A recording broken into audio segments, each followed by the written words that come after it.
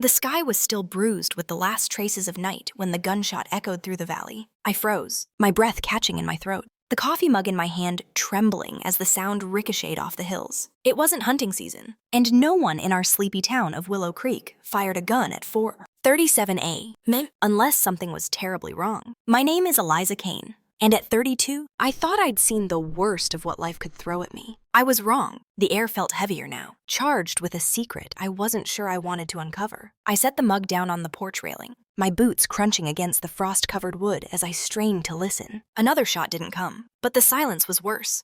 It carried the weight of something unfinished, something waiting. I glanced back at the house, where my husband, Caleb, was still asleep, oblivious to the storm brewing outside. My gut told me to stay put, to lock the door and wait for daylight. But my heart, that stubborn, reckless thing, had other plans. I grabbed my coat, slipped my phone into my pocket, and stepped into the dark. The valley was a maze of shadows as I moved toward the sound, my flashlight cutting a weak path through the mist. Willow Creek wasn't the kind of place where secrets stayed buried long, with barely 1,000 souls. Everyone knew everyone else's business or thought they did, but this gunshot felt different. Like the crack of a vault opening, spilling truths no one was ready to face. My boots sank into the damp earth as I followed the trail toward the old mill, a crumbling relic from the town's logging days. The air smelled of pine and something sharper gunpowder, maybe, or fear. My phone buzzed in my pocket. A text from Caleb. "Where are you? It's not even 5:08. Me. I ignored it. He'd worry, but he'd wait. He always did. The mill loomed ahead, its skeletal frame silhouetted against the faint glow of dawn. That's when I saw it. A figure slumped against the rusted gate, motionless. My heart pounded as I approached, the beam of my flashlight trembling. It was Amos Reed, the town's grizzled mechanic, his flannel shirt soaked with blood. His eyes were open, staring at nothing, and in his hand was a revolver, still warm. I knelt beside Amos, my breath coming in shallow gasps. The revolver glinted in the flashlight's beam. Its barrel pointed toward the ground, as if he'd dropped it mid-thought. I didn't touch it, I knew better. My years as a volunteer EMT had taught me to preserve a scene, but nothing could prepare me for this. Amos wasn't just a mechanic, he was a fixture in Willow Creek. The kind of man who'd fix your car on credit and never mention it again. Who would do this to him? And why here? At the abandoned mill, where no one came unless they were looking for trouble. I fumbled for my phone, my fingers numb as I dialed 911. The operator's voice was calm, too calm, as I stammered through the details. Amos Reed. He's dead. Gunshot. Old mill. The words felt foreign, like they belonged to someone else's life. As I waited for the sheriff, I scanned the area, my flashlight catching glints of metal and broken glass scattered in the dirt. Something about this place felt wrong, like it was holding its breath, waiting for me to uncover its secrets. Sheriff Hargrove arrived 10 minutes later, his patrol car kicking up gravel as he pulled up. He was a broad man, nearing 60, with a face carved by years of seeing too much. "Eliza," he said, his voice gruff but not unkind. "What the hell are you doing out here?" I explained the gunshot, the figure, the body. His eyes narrowed as he took in the scene, his flashlight lingering on Amos's lifeless form. "You didn't touch anything, did you?" I shook my head. He crouched beside the body, his gloved hands careful, methodical. "Looks like a single shot to the chest," he muttered, almost to himself. No signs of a struggle. Could be self-inflicted, or made to look that way. The words hit me like a punch. Suicide. Murder. Neither felt right for Amos, a man who'd laughed through every hardship life threw at him. Hargrove stood, his gaze sweeping the mill. "You shouldn't be here. Eliza, go home. We'll handle this." But I didn't move. I couldn't. Something about the way Amos's hand curled around the revolver, the way his eyes stared into the void, told me this wasn't just a death. It was a message. Back at home, the kitchen clock ticked too loudly, each second a reminder of the body I'd left behind. Caleb was awake now, his hair tousled, his eyes heavy with concern. "Eliza, you can't just run off like that," he said, pouring coffee into a mug. What if something had happened to you? I wanted to snap back, to tell him I wasn't a child, but the weight of what I'd seen held my tongue. Instead, I sat at the table, my hands wrapped around my own mugs, and told him everything, Amos. The gunshot, the mill. Caleb's face darkened as I spoke, his fingers tightening around his coffee. "You think it was murder?" he asked, his voice low. I shrugged, the uncertainty gnawing at me. "I don't know, but it doesn't feel right." Amos wasn't the kind of man to end things. Caleb leaned back, his jaw tight. "You need to stay out of this. Eliza, let Hargrove do his job." But I couldn't. I'd known Amos since I was a kid. Since he'd taught me how to change a tire when my dad's truck broke down, he deserved more than being a case file on Hargrove's desk. That afternoon, I drove to the general store, where gossip flowed faster than the coffee. Mabel, the cashier, was already buzzing with theories. Heard it was a robbery gone wrong, she said, her eyes wide. Or maybe Amos owed someone money. I nodded, keeping my thoughts to myself. Amos didn't gamble, didn't borrow. If anything, he was the one people owed. I bought a pack of gum and left, my mind racing. The mill kept tugging at me, its rusted gates and crumbling walls, hiding something I couldn't yet name. That night,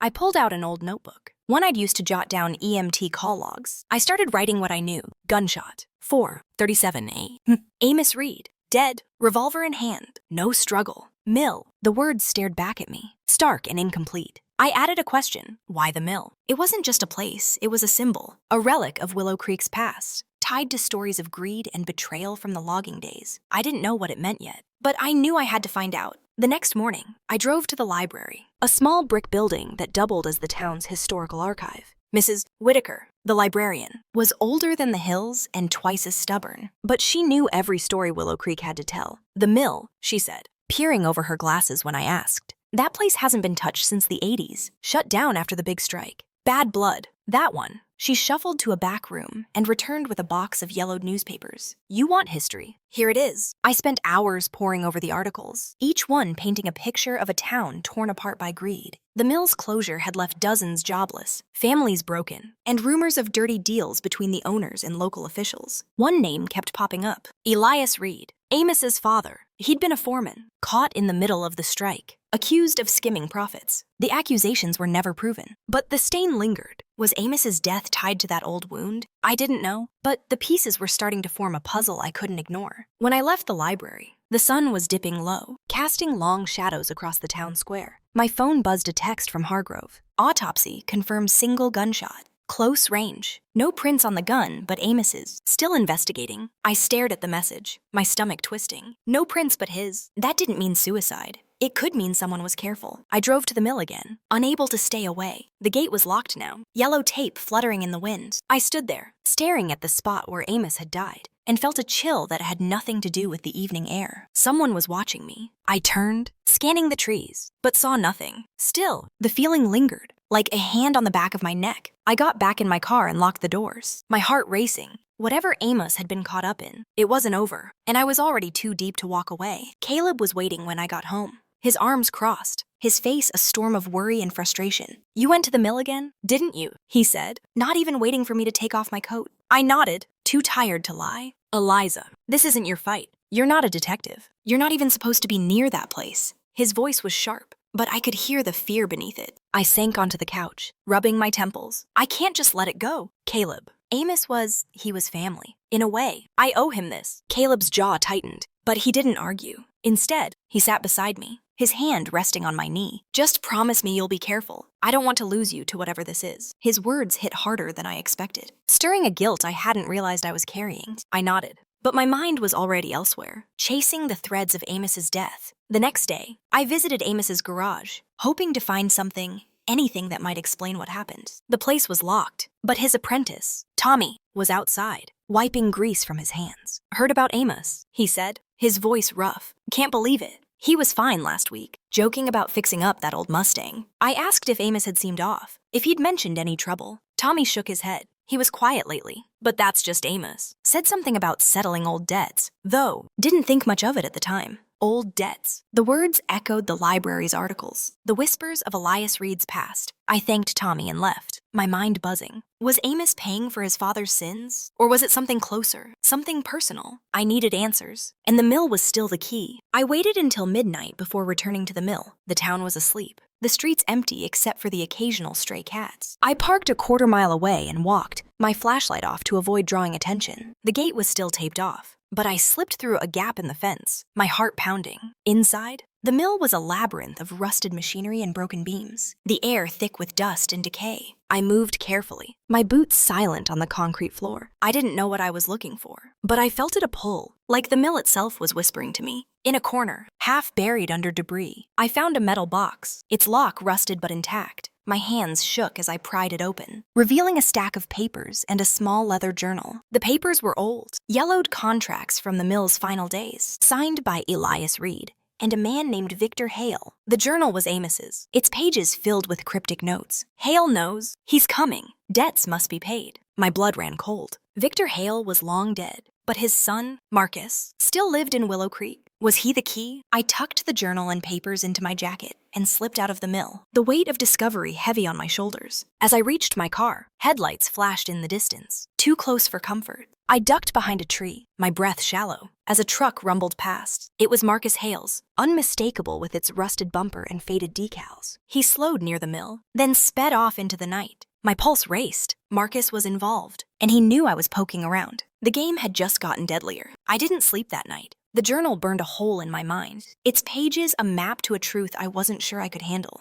Amos's notes were scattered. Frantic dates, names, sums of money. One entry stood out. March 15th. Met with M.H. He wants it all back. Says it's his by right. M.H. had to be Marcus Hale. I remembered Marcus from school. A quiet kid with a mean streak, always carrying his father's grudges like a badge. Now, he owned half the town's farmland. A man with money and influence and a temper. If Amos had crossed him, it could explain everything. But why the mill? And why now? At dawn, I called Hargrove, my voice steady despite the fear clawing at me. I found something, I said, keeping it vague. Meet me at the diner in an hour. The diner was neutral ground, public enough to feel safe. When Hargrove arrived, his face was grim. You're playing a dangerous game. Eliza, he said as I slid the journal across the table. He flipped through it, his frown deepening. This doesn't prove anything, but it's enough to bring Marcus in for questioning. He paused, his eyes meeting mine. You need to back off. If Marcus is involved, he won't hesitate to come after you. I nodded, but the warning only fueled my resolve. Marcus wasn't the only one who could play dirty. I didn't go straight home after the diner. Instead, I drove to Marcus Hale's farm, my hands gripping the wheel so tightly my knuckles ached. His property sprawled across the valley, a fortress of fields and barns. I parked at the edge of his driveway, my heart hammering. This was reckless, maybe stupid.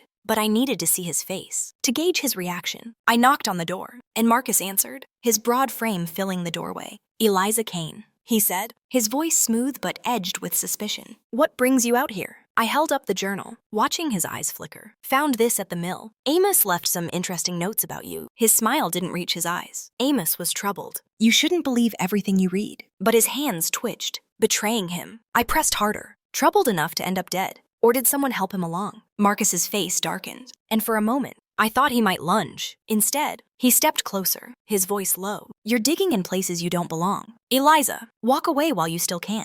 I left, my heart racing but my resolve unshaken. Marcus was hiding something, and I was closer to the truth than ever. But as I drove away, I noticed his truck in my rearview mirror, trailing just far enough to keep me in sight. I wasn't just chasing answers anymore, I was being hunted. Caleb was furious when I told him about Marcus. You went to his house, alone. Are you trying to get yourself killed? We were in the kitchen, the tension between us thick enough to choke on. I didn't back down. I'm not sitting on the sidelines. Caleb, Amos deserves justice, and I'm not waiting for Hargrove to figure it out. Caleb threw his hands up, pacing. This isn't about Amos anymore. Eliza, it's about you proving something to who? Yourself. Them. His words stung, but they weren't wrong. Part of me was driven by anger, by years of feeling invisible in a town that never saw me as more than the dependable EMT. But this wasn't just about me. It was about Amos, about the truth, about not letting men like Marcus Hale win. That night, I hid the journal in a lockbox under the floorboards, a precaution born of paranoia. Marcus's warning echoed in my head, but I wasn't backing down. I spent hours piecing together the puzzle. Elias Reed's alleged theft,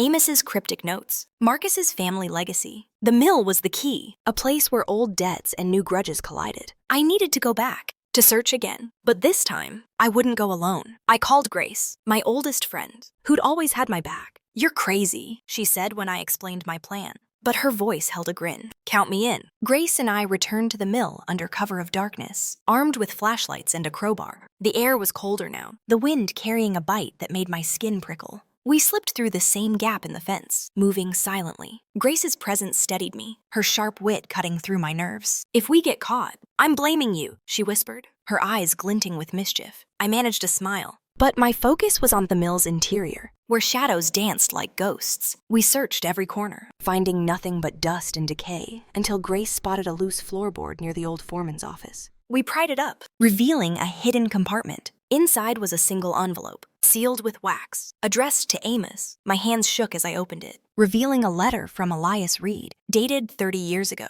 Amos, if you're reading this, I'm gone. The truth is buried with the mill. Hale took everything, but he'll never find it. Protect it. Protect yourselves? The letter was a confession Elias had hidden money from the mill's collapse. Money meant for the workers, but stolen by Victor Hale. Amos had found it, and Marcus wanted it back. The pieces snapped into place. But before I could process them, headlights cut through the darkness. Marcus's truck. Go, Grace hissed, and we bolted, the letter clutched in my hand. We ran through the mill, our footsteps echoing as Marcus's truck roared closer. My heart pounded, adrenaline drowning out everything but the need to escape. Grace was faster, pulling me toward a side exit. We slipped out just as Marcus's boots hit the ground, his flashlight sweeping the mill. Eliza, he shouted, his voice a mix of rage and desperation. You can't run from this. We didn't stop, weaving through the trees until we reached my car, hidden in a ditch. I fumbled with the keys, my hands shaking as Grace urged me to hurry. The engine roared to life, and we sped off, Marcus's headlights fading in the distance. My chest heaved as I gripped the wheel, the letter burning in my pocket. What the hell was that? Grace panted, her face pale but her eyes alive with adrenaline. That, I said, my voice trembling, was proof. Back at my house, we read the letter again. Its words an indictment of the Hale family's greed. Elias had hidden the money to protect the workers, but Victor had framed him, ruining his name. Amos had found the truth and the money and paid for it with his life. I wanted to go to Hargrove, but Grace stopped me. Marcus knows we were there. He'll come for us next. She was right. This wasn't just about justice anymore. It was about survival. The next morning, I called Hargrove and told him everything: the journal, the letter, Marcus's pursuit. He listened in silence, then said, "Stay put. Eliza, I'm bringing Marcus in." But I knew Marcus wouldn't go quietly. Men like him didn't just surrender. I spent the day fortifying the house, locking doors, checking windows, my nerves frayed. Caleb was at work, unaware of the storm brewing, and I didn't tell him. He'd try to stop me, and I couldn't afford that. Grace stayed with me, her presence a lifeline. "You're in deep, Eliza," she said, her tone half admiring, half worried. No turning back now. That evening, Hargrove called. Marcus had an alibi.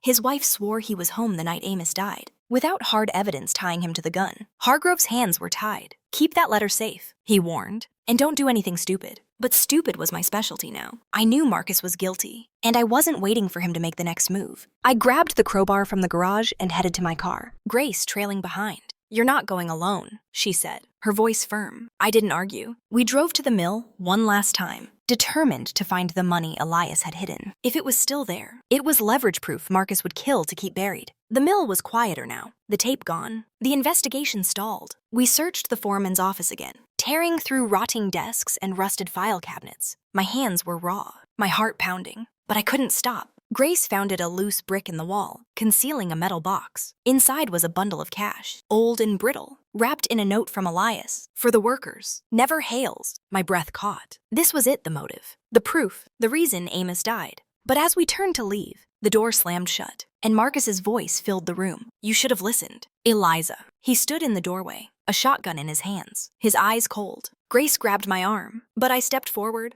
the box clutched to my chest. "It's over, Marcus," I said, my voice steadier than I felt. "Hargrove knows. The letter, the journal, your family's secrets are out." He laughed, a harsh, bitter sound. "You think a letter will stop me? That money's mine." Amos thought he could keep it, just like his father. They were both fools. I saw the truth in his eyes. He'd killed Amos, and he'd kill us too. But I wasn't the same Eliza who'd stayed quiet, who'd let the world walk over her. I tightened my grip on the box, ready to fight. Marcus raised the shotgun, his finger on the trigger. Time slowed, every detail sharp. The sweat on his brow, the creak of the mill's beams, Grace's shallow breaths beside me. I didn't think, didn't hesitate. I threw the box at him, the cash spilling across the floor. He flinched, his aim faltering, and I lunged, swinging the crowbar with every ounce of strength I had. It connected with his arm, the shotgun clattering to the ground. Grace dove for it, her hands shaking but steady enough to hold it. "Don't move," she said, her voice like steel. Marcus froze, his eyes darting between us, calculating. "You're making a mistake," he snarled. "No," I said,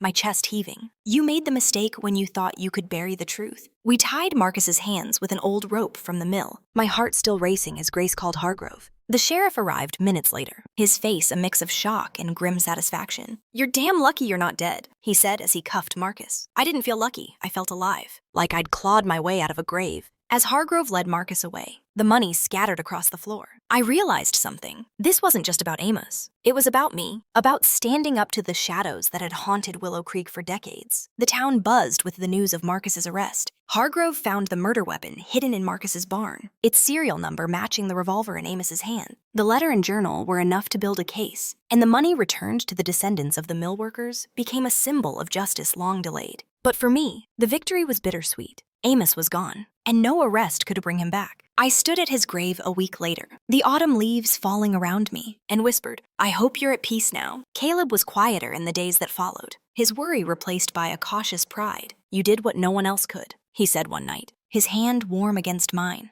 I smiled, but the weight of what I'd done lingered. I'd uncovered a truth, but I'd also seen the cost of chasing it. Grace, ever the realist, summed it up best. "You stirred up a hornet's nest, Eliza, but you came out stinging." Life in Willow Creek didn't return to normal. It changed. The mill was torn down, its secrets laid bare, and the town began to heal, slowly, from wounds it hadn't acknowledged. I started teaching EMT classes at the community center, passing on what Amos had taught me. My evenings were spent with Grace, plotting new adventures, and with Caleb, rebuilding the trust I'd strained. I wasn't the same Eliza anymore. I'd faced death, greed, and my own fears, and I'd come out stronger. One morning, as I sipped coffee on my porch, a letter arrived. No return address, just my name in careful script. Inside was a single sentence. "You did what I couldn't? Thank you." It was unsigned, but I knew it was from one of the mill workers' families, someone who'd waited decades for justice. I tucked the letter into my journal, a reminder of why I'd fought. The valley stretched before me, its hills bathed in dawn's light.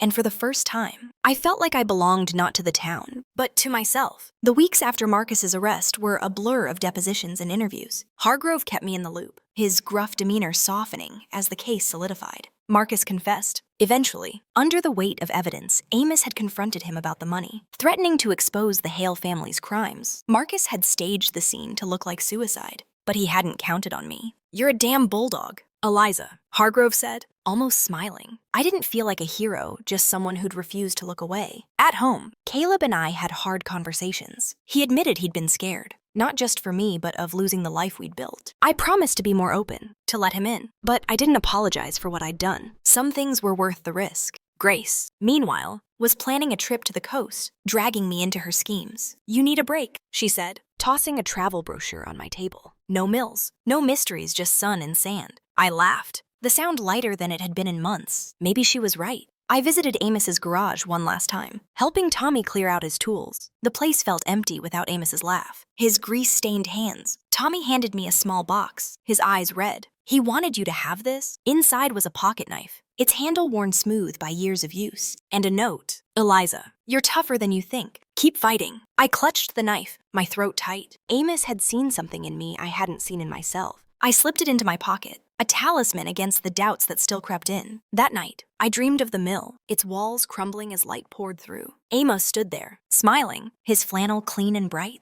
"You did good, kid," he said, and then he was gone. I woke with tears on my cheeks, but a strange peace in my heart. The past wasn't mine to carry anymore, but its lessons were. Winter settled over Willow Creek, blanketing the valley in snow. I started running again, my breath clouding in the crisp air, my legs carrying me past the places that had shaped me. The town felt different now, less burdened by its secrets. I saw it in the way people nodded to me at the diner, the way Mabel's gossip turned to stories of hope. I wasn't the town's fixer, but I'd given it something it hadn't had in years. Truth. Caleb and I planned a trip of our own, a quiet weekend in the mountains. It wasn't about escaping, but about rebuilding, about finding each other again. Grace tagged along, her laughter filling the car as we drove. "You're stuck with me," she said, and I wouldn't have it any other way. The road stretched ahead, winding through the hills, and I felt ready for whatever came next. As spring approached, I found myself at the community center, teaching a new batch of EMTs. They were young, eager, their eyes wide with the same fire I'd once had. I told them about Amos, about the importance of seeing people, really seeing them. "You're not just saving lives," I said. "You're carrying their stories." They listened, and I hoped they understood. Amos's knife stayed in my pocket,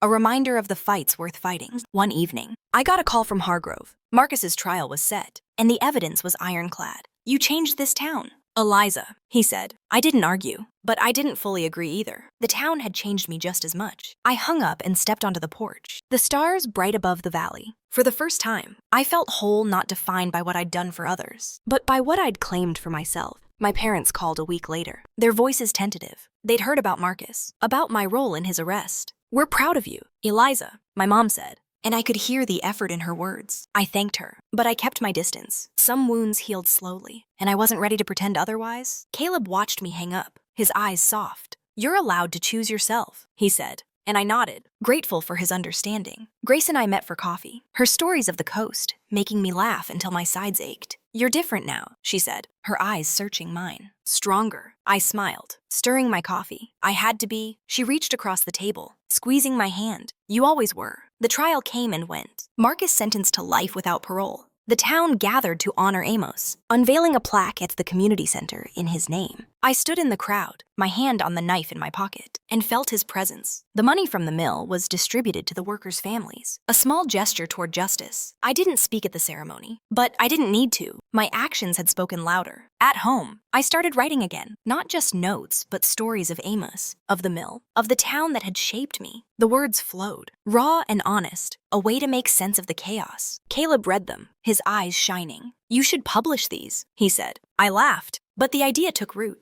Maybe I would. I took a solo hike one weekend, climbing to the ridge overlooking Willow Creek. The valley spread below, its scars softened by time and truth. I sat on a rock, the wind tugging at my hair, and wrote in my journal, "I am enough." The words felt like a vow, one I intended to keep. Amos's knife rested in my hand, its weight grounding me. I didn't need to prove myself anymore, not to the town, not to my family, not to anyone. When I returned, Grace was waiting with a bottle of wine and a grin. "To badass women," she toasted, and I clinked my glass against hers. The future was uncertain, but it was mine to shape. Summer brought new faces to Willow Creek, people drawn by the story of the mill and the woman who'd uncovered its secrets. I didn't seek the attention, but I didn't shy away from it either. I spoke at the community center, sharing Amos's story, urging others to stand up, to ask questions, to fight for what mattered. The crowd listened, their faces a mix of awe and respect. I wasn't a hero, but I was someone who'd refused to stay silent. Caleb and I grew closer, our bond stronger for the trials we'd faced. He started joining me on runs, his laughter a counterpoint to the valley's quiet. Grace planned another trip, this time to the mountains, and I agreed without hesitation. Life was moving forward, and I was ready to meet it. One evening, I found an old photo of Amos and me, taken at a town picnic years ago. He was grinning, his arm around my shoulders, his eyes bright with life. I framed it, placing it on my desk next to my journal. "Thank you," I whispered, not to the photo, but to the man who'd believed in me. His death had been a catalyst, a painful but necessary push to claim my own strength. The town continued to heal, new businesses opening, old grudges fading. I saw it in the way people greeted each other, in the laughter at the diner. Willow Creek wasn't perfect, but it was trying, and that was enough. I booked a solo trip to Ireland, a place I'd always dreamed of seeing. The planning was meticulous, every detail a reflection of the freedom I'd earned. As I packed, Caleb watched, his smile proud but tinged with worry. "You'll come back, right?" he teased. I kissed him, laughing. "Always." But I knew part of me would stay in those green hills, a piece of my soul claimed by the journey. Grace drove me to the airport, her chatter filling the car. "You're going to love it," she said. "And when you get back, we're starting that photography club you keep talking about." I grinned, the future bright with possibility. The plane took off, and as Willow Creek faded below, I felt a surge of joy. This was my life, and I was living it. Ireland was everything I'd imagined and more. I wandered through Dublin's cobbled streets, stood on cliffs overlooking the Atlantic, and wrote in my journal under ancient trees. Each moment was mine, unburdened by expectations. I met locals who shared their stories, their laughter echoing Amos's in a way that made my heart ache and heal. One night, in a small pub, I raised a glass to him, to the man who'd set me on this path. My journal filled with dreams not for others, but for me, a photography exhibit, a book of stories, a life built on my terms. I wrote until my hand cramped, the words a map to the woman I was becoming. When I returned to Willow Creek, the valley felt different, not smaller, but more familiar, like a home I'd chosen rather than inherited. Caleb met me at the airport, his arms warm and steady. "Missed you," he said, and I believed him. Grace was there too, her grin wide.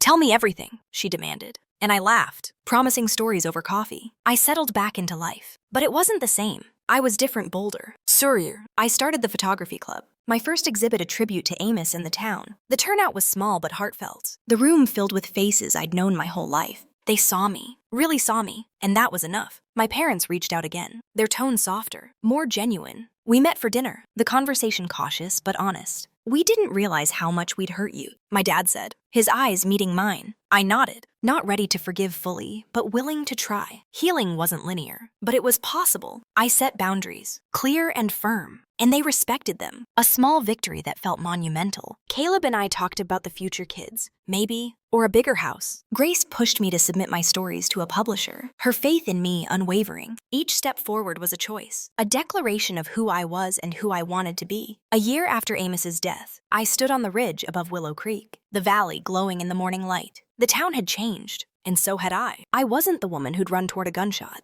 Driven by instinct and anger, I was someone who'd faced the dark and come out stronger. Someone who'd learned to value herself above all else. Amos's knife was in my pocket, a reminder of the courage he'd seen in me. My journal was full, its pages a testament to the life I'd built. As I looked out over the valley, I felt a deep peace. The past was settled, the future unwritten. Whatever came next, I was ready. I was Eliza Kane, and I was enough.